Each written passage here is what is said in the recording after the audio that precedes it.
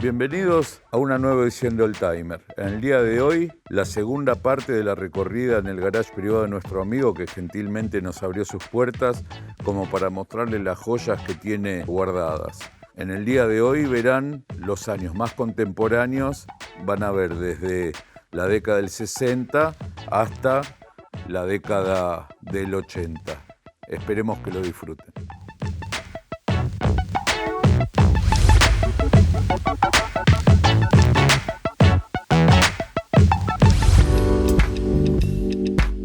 Bueno, abrimos la década del 60.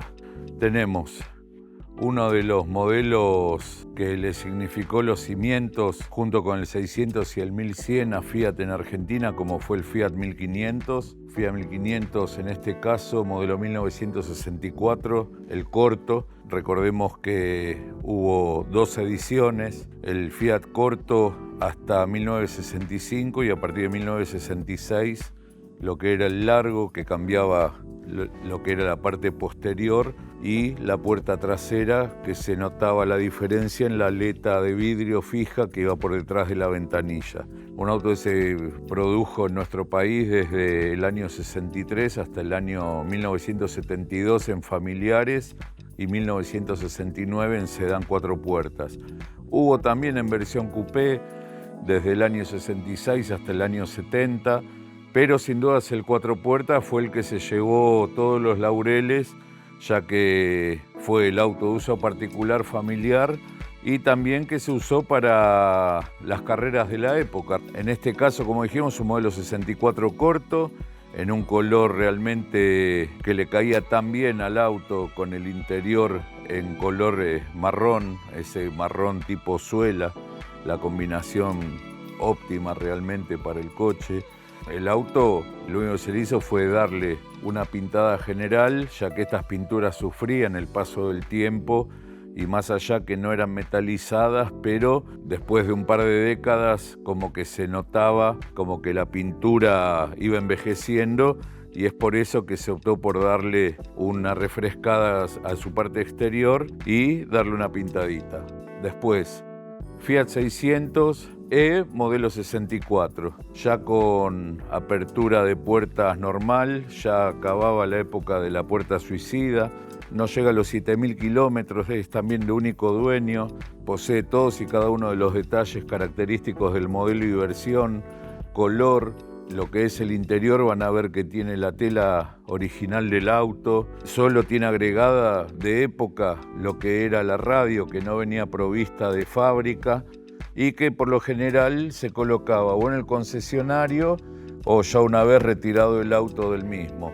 No tiene ningún tipo de detalles, no tiene marcas, reparaciones, los stickers que podían llegar a venir originales de fábrica, el volante sin muestras de desgaste. Como dijimos, un auto que realmente no se usó, tiene las cubiertas 520/12 originales, hoy ya extinguidas prácticamente, las llantas ciegas con la tacita cromada central que realmente le da una personalidad distinta al auto, la baguetita lateral, todo en acero inoxidable, como también la del zócalo, y un detalle que habla a las claras del estado del auto, el cierre de las puertas. Fíjense cómo apoyando levemente la mano, sin necesidad de golpearla, cómo cierra algo que no era fácil en los Fiat 600. En lo que al vano se refiere, también en la tapa de baúl, concesionario 11, y el motor con su filtro de aire derivado aún, todo lo que es el interior del vano motor, el reservorio de agua, solo le han cambiado la tapita por un tema de mantenimiento. Después está todo tal cual, hasta el interruptor de la luz no prende porque están todas las baterías desconectadas. Obviamente, como dijimos, son autos que si bien están operativos, pero por una cuestión de precaución se los tiene con las baterías desconectadas o sin ellas directamente. Llegamos al representante del auto del pueblo alemán, Volkswagen Escarabajo 1960. con el recordado motor boxer 4 cilindros, refrigerado por aire, 1200 centímetros cúbicos, 42 HP a 3900 vueltas, una unidad que fue importada por los dueños anteriores al actual, lo importaron de manera particular. Fíjense la combinación de colores que bien que le caía, un auto que también tiene muy pocos kilómetros recorridos, siendo un auto realmente popular. Ustedes van a ver en su interior los detalles de calidad que tenía en sus tapizados. Es de recalcar sus tapizados originales de fábrica, con las telas que eran telas tipo cuerinas plásticas y que el envejecimiento estaba dentro de las posibilidades, pero en este caso parece también un auto que no se hubiera usado. Tanto la palanca de cambios como el volante, el torpedo, la radio característica de los autos alemanes de aquellos años, su reloj central, velocímetro con un par de testigos lumínicos, 120 kilómetros de máxima. El auto habla de unos 67.000 kilómetros. Fíjense el volante, sin juego en su tren delantero, comando de luz de giro, bocina, realmente todo en óptimo estado. Y con toda la fama y trayectoria que tuvo el Volkswagen Escarabajo, que sus varios millones de unidades producidas hablan de la repercusión que tuvo el auto a nivel mundial a lo largo de su existencia. El motor, por muchos amados, por otros odiados, pero la mayoría lo quería, sabiéndolo tratar y mantener. Era un motor que caminaba bien, un carburador chico, no por eso era súper económico, pero realmente un auto para movilizar a las familias, en principio en Alemania y después prácticamente a lo largo de todo el mundo. Y siempre tenía un cliente que lo elegía, ya que por nobleza, dureza, siempre se hacía que hubiera un nuevo comprador para el recordado Escarabajo. Fiat 1100, 1963. Otro de los modelos emblemáticos de los que hicieron el puntapié inicial junto con el Fiat 600 antes que llegara el año 60. En este caso, modelo 63, ya una versión de factoría argentina. Era un vehículo que se adaptaba bárbaro a lo que podía ser un grupo familiar de 4 personas. Son autos que hasta entrada la década del 70 se los veía en bastante número por las calles, ya que era del estilo de autos realmente duro, noble, y para aquel que buscaba un auto caminador y fácil de reparar, el Fiat siempre lo tenía presente. En este caso, como pueden ver, el azul tan característico, creemos que junto con el gris y el blanco eran los colores que más se vieron. Sus molduritas de acero inoxidable con el estilo de contorno de ventanas como usó luego el Fiat 600, el 128. El interior también con su tapicería con el diseño tal cual como traía de fábrica, y lo que es notorio en todos los autos que estamos viendo en este garage, el estado de las carrocerías. Fíjense cómo cierran, quedan derechos. La parte trasera clásica del Fiat 1100, supo haber uno, pero fabricados no en nuestro país, con el techo, con el pilar C más recto, pero todos los que se fabricaban en Argentina eran con este tipo de carrocerías y con este tipo de diseño. La patente entre medio de los dos plafones que se encargaban de iluminarla, el plafón característico y que supo tener el Fiat 1100 durante su producción, que luego heredaría lo que era la multicarga 1500, paragolpe con unidefensa, realmente bien robusto, el caño de escape saliendo por debajo de lo que era el panel de cola, y después llantas de acero con los embellecedores cromados, otro de las joyas que estamos teniendo oportunidad de mostrarles en el día de hoy. Bueno, llega una de las pioneras de General Motors en Argentina, Pickup Chevrolet Apache 1961. El speech de General Motors hablaba la pick-up que se encargaba de asfaltar los caminos por el andar tan suave que tenía y era tan característico de las pick-up Chevrolet. Fíjense en el estado en que se encuentra esta pick-up. Calculamos que si no es la mejor, es la de las que puede estar en el podio. Parrilla, ópticas, iluminación de luz de posición y giro, tal cual como venía en el capot, aún con ese aire a Impala que tenían las pick-up Chevrolet, le daba esa personalidad tan especial. Para golpes con esas uñas realmente tan voluminosas, contundentes, prácticamente de un camión. Pero lo que realmente nos llama la atención es el nivel de mantención que tuvo esta pick-up. Fíjense los guardaplas de aluminio que le mandó a hacer su dueño. Vaya a saber hace cuántos años, era manufactura muy de los años 60, aún el guardaplas de plástico, de fibra de vidrio no se veía. El motor clásico de Chevrolet Apache, 235 pulgadas cúbicas.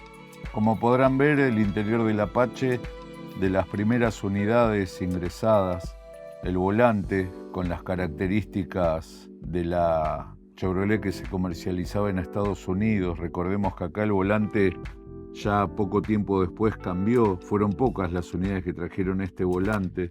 Esta unidad tenía como opcional la radio y la luz de giro, que no venían provistas de fábrica. Después, el asiento de las características siempre de las pick-ups norteamericanas por aquellos años, el tanque de nafta detrás del mismo, la persianita americana que se usaba tanto durante la década del 60, y después el techo, otra característica, de manera aleatoria, que de acuerdo a la versión podía venir o no con el filtro acústico o la manta, como se le decía, para aislar la temperatura exterior. Tablero completamente escrito en inglés, temperatura, dínamo, presión de aceite, cantidad de combustible en el tanque, odómetro total. Realmente una pick-up increíblemente nueva, pero del año 1961. Como verán, este ejemplar vino provisto con la caja minera o caja angosta, como se le decía. Vale decir que los guardabarros quedaban del lado externo de la caja de carga, el piso en madera con los listones de chapa, el portón con el matrizado de las letras de Chevrolet, el paragolpe original, tal cual el de adelante, con las uñas, esa uña realmente grande, fuerte, y después el portapatente con la iluminación, también de las características originales. Rueda auxilio de época, con la taza y la llanta también original, con estas pinturas pastel, el encanto que le daban a estos vehículos, ya que hoy uno las ve con las pinturas modernas, ese brillo tipo cristal, y realmente no era necesario para embellecerlas, ya que con estas pinturas pastel, fíjense el encanto tan especial que le da a lo que es la estética de la camioneta. Bueno, si hubo Chevrolet, no puede faltar el Ford. Pickup Ford F100, modelo 1965, motor V8, conserva todas y cada una de las características originales. Acá prácticamente no pasó la mano del hombre. Es una pickup que estuvo durante muchos años dejada en un garage, y al adquirirla nuestro amigo realmente solo se limitó a ponerla funcional. Le tuvo que reemplazar los neumáticos porque los originales estaban dañados por estar tantos años con la llanta apoyada en los mismos, pero realmente es digno de resaltar la originalidad de la pickup, como casi toda la pintura de ella es de fábrica. Fíjense todo lo que es parrilla, insignias, logos, paragolpes, que denotan el paso de los años, pero en un estado de originalidad extrema, como que sí, se ve como que se han opacado y demás, marca que tiene sus décadas, pero que no ha sido intervenida en ningún momento. El tren delantero, ya obviamente Twin I-Beam, el tren delantero tan característico de Ford. El motor V8 fase 1, tan recordados. No tenía tantos problemas como se hablaba al principio, pero el fase 2 obviamente mejoraba lo que era el acceso a las bujías y el tema del caño de escape, que se eliminaba ese paso por la parte delantera para unir la salida de los dos múltiples.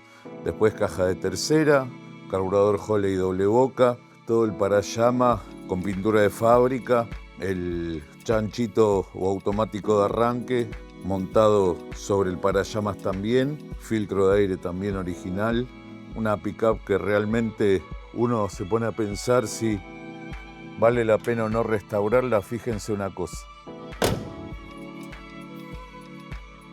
parece nueva, el interior con tapizado original también, inclusive mantiene hasta el rayo característico como en la insignia del capot, instrumental también completamente original, solo la esfera central, palanca al volante, las tazas originales, llantas de acero, el piso de la caja, fíjense, se mantiene como en su momento de esplendor. Y ya la parte trasera, el matrizado de las letras Ford sobre el portón de la caja, las luces características durante muchos años para F100 y el paragolpes también del estilo del delantero con zona de acceso y que permitía también darle visibilidad a lo que era la patente.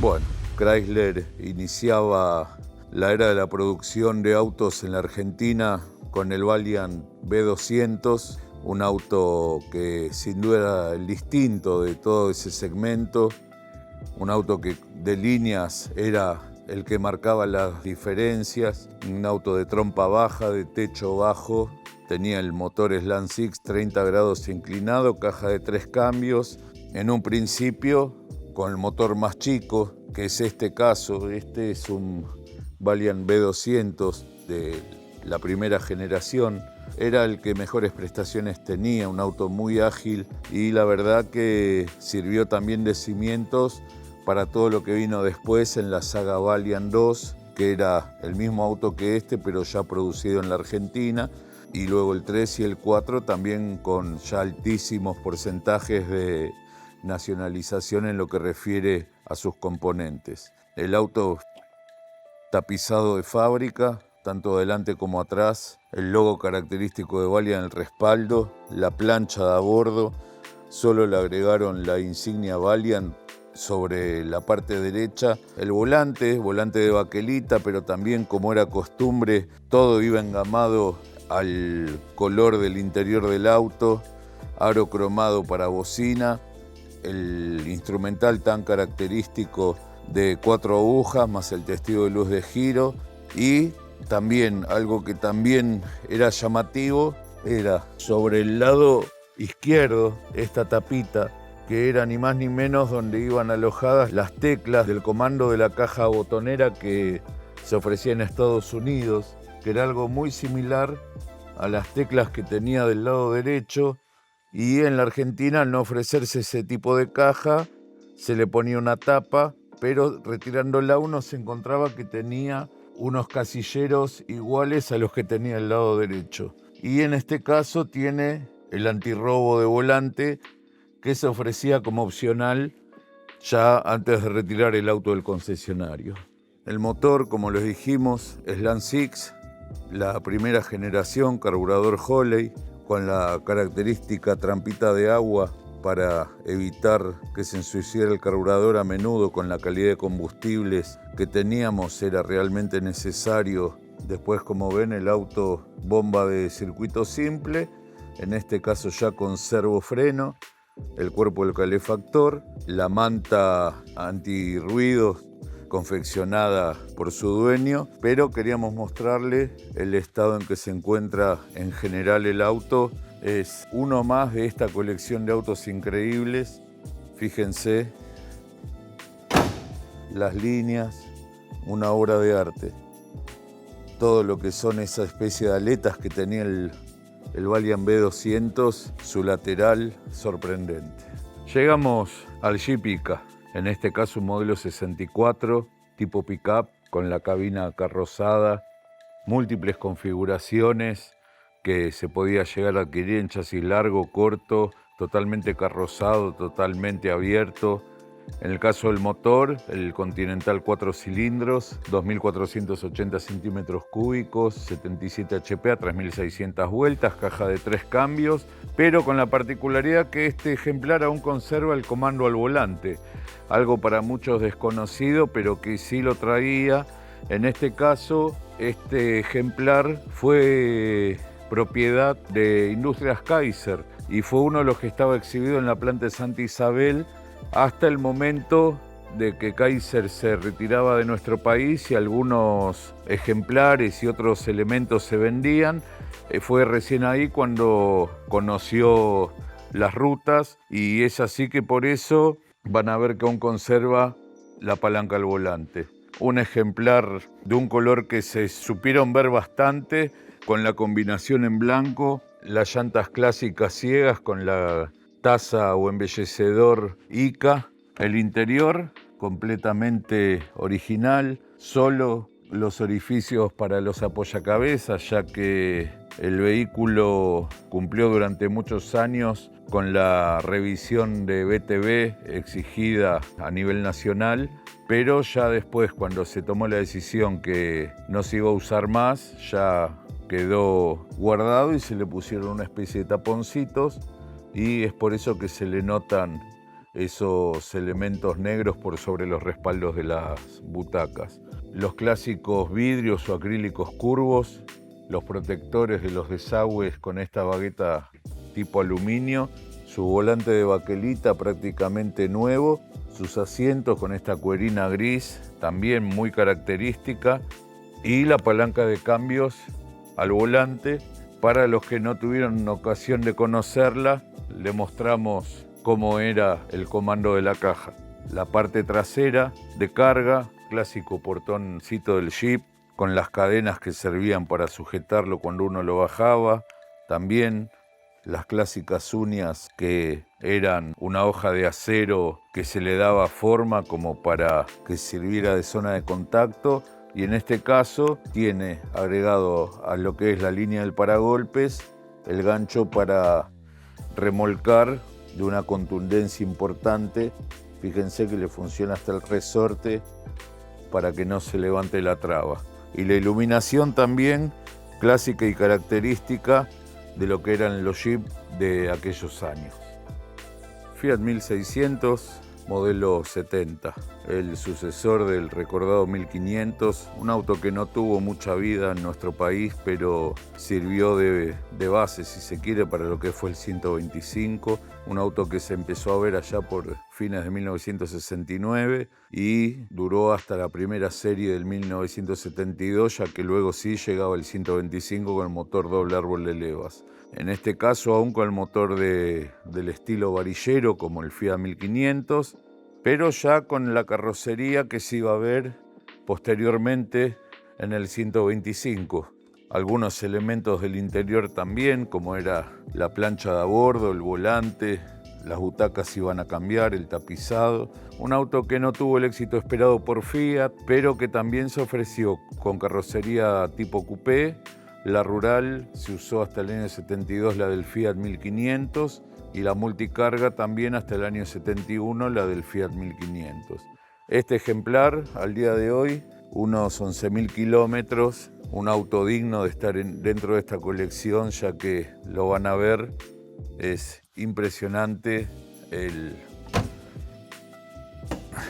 estado que tiene al día de hoy. Un color muy clásico de Fiat para la época, sus dos luces traseras por lado, concesionario 2CAR Dolores, y uno al verlo se da cuenta que sí, que ha tenido buena vida. Fíjense los paragolpes, la línea del auto en general, cómo asientan las luces traseras, realmente un muy lindo auto. Motor varillero, 1.600 centímetros cúbicos, servofreno, los reservorios de líquido de freno, la bobina que iba colocada sobre lo que era el interior del pasarruedas. Todo muy parecido a lo que era el Fiat 1500 anterior, pero ya con la carrocería nueva. Esta unidad aún conserva la manta por debajo del capot, ya muy pocas unidades se las ve que conserven lo original del auto. Fíjense, hasta el interruptor de la luz de motor, filtro de aire todo tal cual como salió allá por el año 70. Llegamos sin dudas al modelo que no debe faltar en toda buena colección de autos que se precie como tal, y en este caso Torino 1973. De las últimas unidades de la línea previa a la salida del 7 bancadas, en color blanco, que realmente le quedaba tan bien a los Torinos ya desde la línea 380 anterior a esta. En este caso también una unidad de pocos kilómetros, en un estado impresionante. Tiene solo las llantas que eran de la versión GS por aquellos años, que nos comenta acá nuestro amigo que el auto él lo conoce de nuevo y ya tenía esas llantas desde siempre, así que sin dudas o fueron colocadas en la agencia o apenas retiró al concesionario. El auto sin aire, sin dirección, como era la mayoría de los Torinos. El cuero original de fábrica, esas cuarteadoras clásicas que tornaba en aparecer siempre en el cuero después de bastantes años, pero con todo lo lindo de poder tocar el cuero original y ese aroma tan especial también que tenían los Torinos.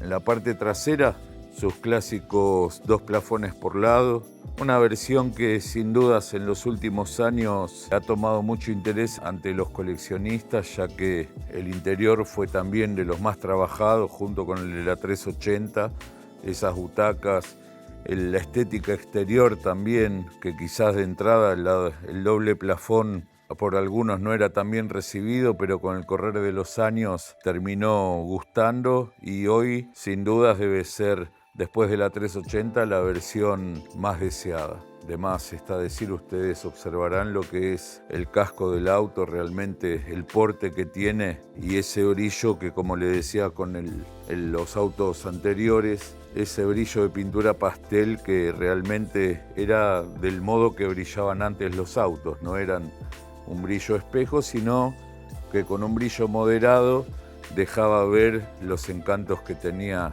las líneas y el diseño de estos coches. El motor del Torino, Tornado Reforma, para un tiempo antes de la finalización de la producción del motor Tornado, ya se le incorporaban algunos elementos de lo que era el motor siguiente, el Torino 7 bancadas, y bueno, este es el caso, ya con frente de distribución del 7 bancadas, el tema de la bomba de aceite, algunos ítems que los más avesados en Torino lo van a recordar. Carburador Carter, clásica bobina colocada de forma invertida, tiene un múltiple del estilo deportivo. La verdad que no tuvimos ocasión de escucharlo en marcha, pero tiene todo el aspecto de ser un escape de muy buen sonido. Después, como ven, hasta los restos de los calcos al agua, no son calcos actuales en vinilo, sino que son los calcos originales sobre la plancha. Realmente un ejemplar impecable. Bueno, una de las últimas sobrevivientes que deben quedar en buen estado, como es Lancia HPE 2 litros, un auto que con la apertura a la importación de fines de los 70, Fiat junto a Lancia, Alfa Romeo, se renovaban en lo que era su imagen y llegaban productos de Europa hasta el momento desconocidos, y como era el Lancia Beta, con sus posibilidades de motorización de 1.6 y 2 litros, con su configuración larga o más corta, en este caso HPE larga, llegaban autos realmente de vanguardia, de muy buen funcionamiento, motores similares a lo que podía tener el 125, pero en este caso de 2 litros, con una plataforma más moderna que la del 125 y con avances tecnológicos que para nuestro país realmente eran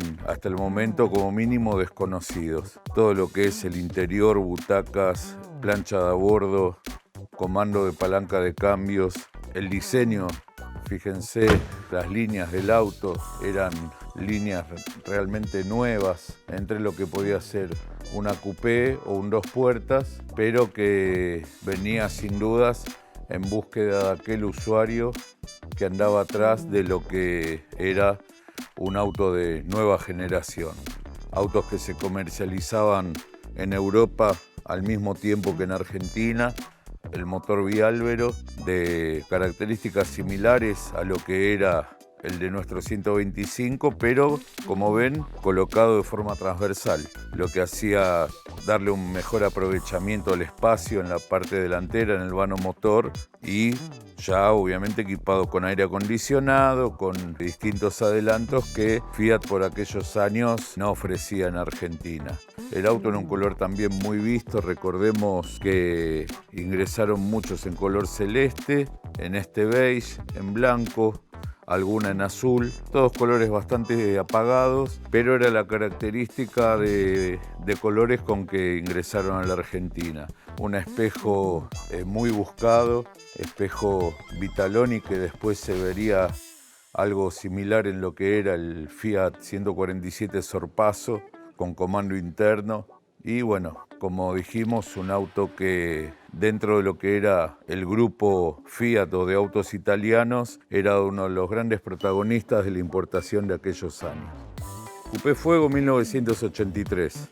De las primeras unidades producidas en Argentina, recordemos que a partir de 1982 tomaba protagonismo lo que era el nuevo modelo, la Coupé Fuego. Junto con el Renault 18 eran los golpes de modernidad que Renault introducía a nuestro mercado, y como ven, en este caso, Coupé Fuego 1983, la que sin dudas venía en búsqueda de aquel usuario que quería algún producto nuevo, distinto, con el motor 2 litros, bloque de aluminio, esas líneas tan especiales, particulares, todo lo que era su cintura con esta moldura plástica que realmente la hacía distinta, las butacas tipo pétalo, la burbuja de la tercer puerta o portón en vidrio, el interior completamente en cuero.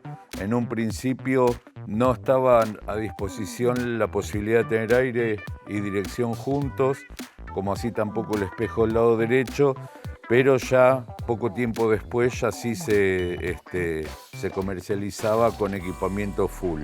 Esta unidad que le mostramos, lo único que se le ha cambiado fueron las cubiertas por un tema de que las originales estaban deterioradas por falta de uso. Después tapicería y el resto completamente original, desde lo que es el tapizado del volante, el pomo de la palanca de cambios, completamente tal cual vino de fábrica. Fíjense, el cobertor de equipajes de la parte trasera en perfecto estado, todo lo que es los cobertores laterales del baúl, que todo esto es un plástico que en general no tenía muy buena vejez y que se conserva perfectamente bien. Y todo lo que es iluminación original, hasta inclusive los plafones de la luz de patente. El kilometraje al día de hoy, 79.500 kilómetros. Basta con ver el nivel de originalidad que tiene. Las llantas nunca fueron reparadas, ni diamantadas, ni repintadas, están tal cual con el paso de los años desde el año 83. Una Fuego que por el modelo, también otra pieza de las que deben ser de las pocas sobrevivientes en este estado. Así finaliza una nueva edición de Oldtimer, y esperando que la recorrida por el garage privado de nuestro amigo que tan gentilmente nos permitió acceder, hayan disfrutado tanto de la primera como de la segunda parte, y nos despedimos hasta la próxima edición en 7 días. No sin antes solicitarles que se sigan suscribiendo a nuestro canal y nos sigan dando like en todos nuestros informes. Hasta la próxima.